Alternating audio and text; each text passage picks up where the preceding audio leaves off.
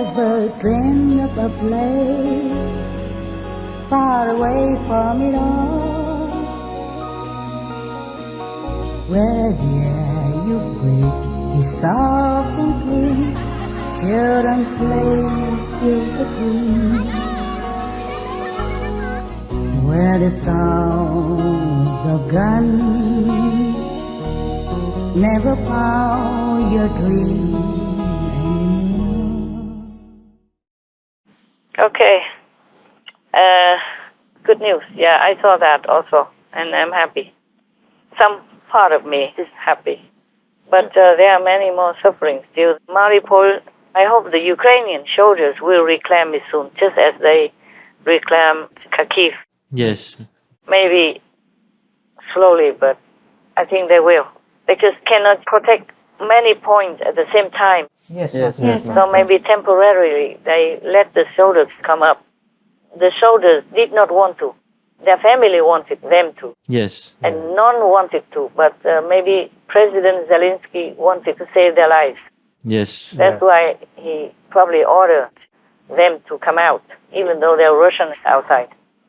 Otherwise, they didn't want to say they wanted to fight to the end, even if they're agonizingly wounded or having injuries without medicine, losing arms and legs without any help. Yes. It's just that President Zelensky didn't want them to continue to die in such an agonizing way like that. Yes, Master. So probably he ordered them to come out, not to surrender, just told them to come out to save them. Because if they are prisoners, they're still alive. Yes, Master. And later, they already plan to swap prisoners.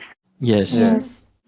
Or just kick the Russians out altogether, then no need to swap anything.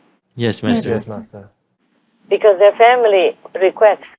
Yes. I saw some family members even went to P. Francis to beg him to help their husbands, who are the defenders, the soldiers in this steel plant down there. Yes, that's right. Yes. So maybe there was pressure from all sides. So they both, President Zelensky and the soldiers down there, who are also thinking, okay, we better just ease it off for now, and we take it back later. Or we swap the prisoners, so at least the wounded will be treated, even treated under the Russian control.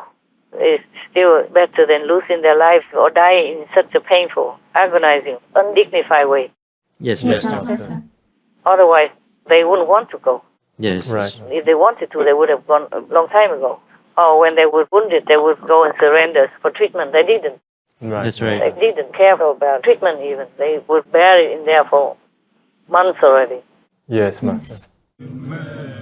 They held out for nearly 3 months, living and fighting from tunnels designed to withstand nuclear attacks. Their resistance prevented Russia from consolidating its gains, and today Ukrainian officials called them heroes. They'd fought even though they were outnumbered and surrounded. The steel factory was their last holdout, their Alamo. But it couldn't last forever. Footage released by pro-Russian separatists purports to show some of the wounded who'd been holed up in Mariupol steelworks for months. Late on Monday, the Ukrainian forces that occupied it ordered by President Zelensky to leave the last remaining stronghold in the southern port city. More than 50 of the most severely wounded were transferred to a hospital in a nearby town. Those who could walk out themselves were sent to another, both towns controlled by Russian-backed separatists. The Ukrainians insist that this is the start of a prisoner swap. Papa, save Azov! Papa, save Azov! The wives of the soldiers inside had begged the Ukrainian president to save their husbands. And this from the Ukrainian president himself, a carefully worded message, a demonstration of the tightrope he is walking here by way of a deal. I want to stress that Ukraine needs Ukrainian heroes alive. That's our principle. I think that any reasonable person will understand these words. The operation to save the defenders of Mariupol has been started by our military intelligence. The work continues to return guys home, and this work requires delicacy and time. Okay, next. Anything else? Yes, next good news.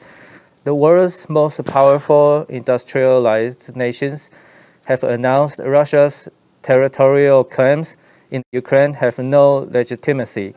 In the statements, the G7 said, "We will never recognize borders Russia has attempted to change by military aggression, Yeah. and they will uphold our engagement in the support of the sovereignty and territorial integrity of Ukraine, including bravo. Crimea and all states. Bravo, that's what I say. Don't give them anything, not even 1 inch.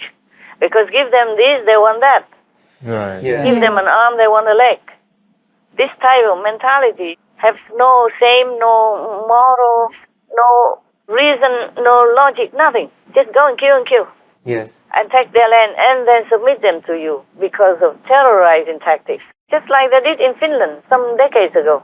At that time, the Finnish people, they're also very gentle. And they just gave in to save people's lives. Yes, Master. That's why this time they didn't wait to join NATO. They already officially submitted. And NATO already accepted their submission. But protocols must discuss and all that. And the Finnish government even say to their citizens to brace themselves and their shoulders already. Yes. Because they say in the waiting period, we are vulnerable. It is like that. Because they're not officially a NATO member. Yes. So Russia could just come in and attack them. But when the president of Finland talked to Putin, he was supposed to have said, why, we don't threaten you. It's a mistake that you join NATO. But very calm. Oh. Not threatening, no anything. Yeah, but cut electricity first. My God, not threatening. Don't have to threaten, just do it. Yes, Master. One way or another. Who knows what he'll do next. So Finland was rushing, say, we join. Don't wait further. And the whole nation supports it. Parliament and everybody support that decision. First they have to talk to each other within the country, their own government. And if they're all okay, then they join NATO. Yes. Yeah, they already give the application. It's official. As we've reported, Sweden's Prime Minister Magdalena Andersson today announced that her country would join NATO, the North Atlantic Treaty Organization, ending more than 200 years of military non-alignment. The announcement follows a similar one this weekend from neighboring Finland. Finland and Sweden's decision to apply to join NATO really does represent a historic shift. Russia's invasion of Ukraine has really proved it to be a really unreliable and positively dangerous neighbor. It's caused Finland and Sweden to perform a really dramatic U-turn on decades of previously non-aligned security policy. They are ready to attack a neighboring country. Om Sverige skulle bli det enda EU-landet i Östersjöregionen som inte är medlem i NATO, då skulle vi hamna i ett mycket utsatt läge. The invasion of Ukraine has changed everything. In 2017, 22% of Finns and 32% of Swedes supported joining NATO. Today, those numbers are 76% in Finland and 53% in Sweden. Och därför anser jag att vi måste välja sida. Och då väljer jag NATO alla dagar i veckan framför Ryssland. I used to be against it, but after the war in Ukraine, I'm very much for it. Say that they would kill everyone and that they would change everything. This really shows that actions have consequences and that they sometimes have quite the opposite consequences of what might be intended. Vladimir Putin invaded Ukraine partly on the pretext that Ukraine was about to join NATO. And so there's a quite remarkable irony. The very expansion of NATO that Putin was seeking to prevent, he has actually caused. Do you fear it could be seen as a provocative gesture by Vladimir Putin? Well, my response would be that you caused this. Look at the mirror. In an extraordinary move, a Russian military analyst and retired general told Russian state TV that the war saw no good outcome for Russia. Ну как-то, что мы в полном геополитическом одиночестве. И практически против нас, как бы нам это не хотелось признавать, весь мир. It's not like, okay, if you want to join NATO, you just jump in. It's not like that. There are many conditions, many requirements on whether you can join NATO or not. At the moment, Turkey's President Erdogan said they opposed it. Yeah.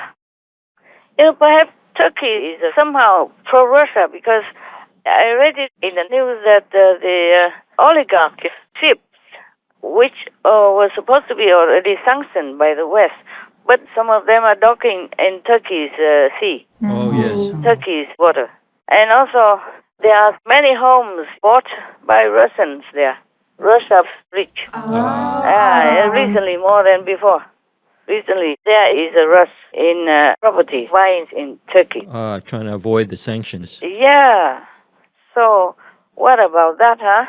On one side, one foot is in NATO, and another foot is in Russia. Yes, Master. Yes, Master. So, what right or for what reason should Erdogan prevent or try to obstruct Finland and Sweden from joining NATO? Understand, Master. I hope that's a good answer to your question. Yes, Master. Thank you, Master. This word is, most politicians, they have double standards. That's why recently there was the big protest, the big rally supporting, the opposition leader. Oh, okay. Yeah. They are not all clean. I hope some are clean. Otherwise, the world is all corrupt. What can Turkey do anyway? I mean, it's just because there are some conditions in the NATO policy. They ask many questions whether or not the country can join according to this and that requirement. Yes. And maybe one of the requirements is that whether or not in your country, your government ever oppressed any minority or was aggressive or anything like that. Yes, Master. Or maybe tendency or siding with terrorist groups, things like that. Yes. Yes. And Finland is supposed to be reportedly siding with the Kurds. Yes, that's right. And the Kurdish people are the so-called enemy of Turkey or President Erdogan. Yes. Yes.